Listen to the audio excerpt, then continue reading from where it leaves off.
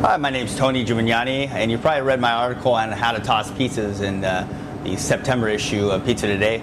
Now I'm going to show you how to do it. So first you have your dough ball here. You're going to go ahead and push this down with your hands like this.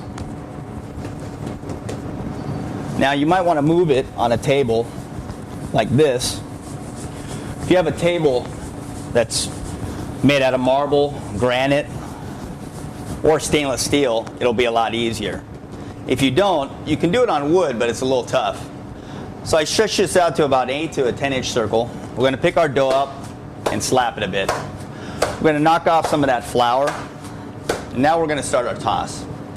So I have my hands positioned like this. So if I show you, I have my hands in a fist. But I'm not tossing with my fist. I'm actually going to toss with my palm. So for lefties, you have your left palm out like this, and you have your right fist like this. I'm going to bring it in, toss it up. So let me show you that one more time. My palm in, bring it like that, toss it up. What I'm doing is I have my palm like this, bring it in like this, and catching it like this. So lefties, palm, righties, palm.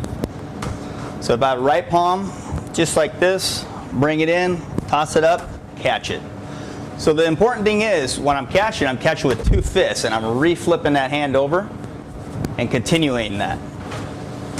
It looks like I'm catching it like this, but I'm not. I'm actually catching it like this, doing this very quickly, toss it up, catching it. Or catch it like this, flip it up, catch it. What you want to practice is not catching it high. You don't want to do this. You look like the scared pizza guy. You want to be the cool pizza guy and catch it low. Toss up in the air, catch it low.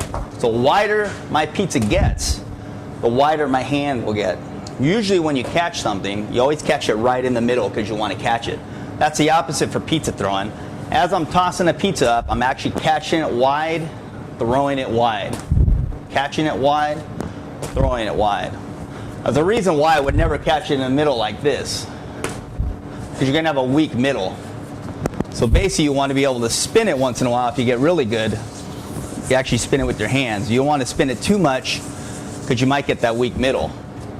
So as I'm getting a big pizza like that, I'm actually throwing it like this, catching it wide, tossing out, catching it wide.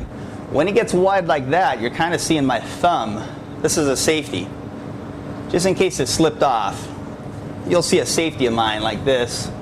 Sometimes you'll see my thumb out there, just in case it gets so big, if you're going for the 24-inch pizzas and stuff. If you say, hey, I don't want to toss pizzas, maybe I just want to stretch it out. Stretching it out correctly would be like this. Some people stretch it out this way. That's not always the best way because you want to be able to see the light through it. If you're looking at this, you should be able to see some spots of light. Those are weak spots.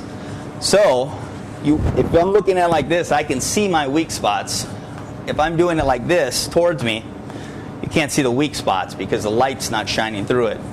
So if I have a weak spot, I'm going to kind of get away from that spot and then just re-stretch it on another area. And those are some tips on how to throw. Hope you enjoyed it. Thanks a lot.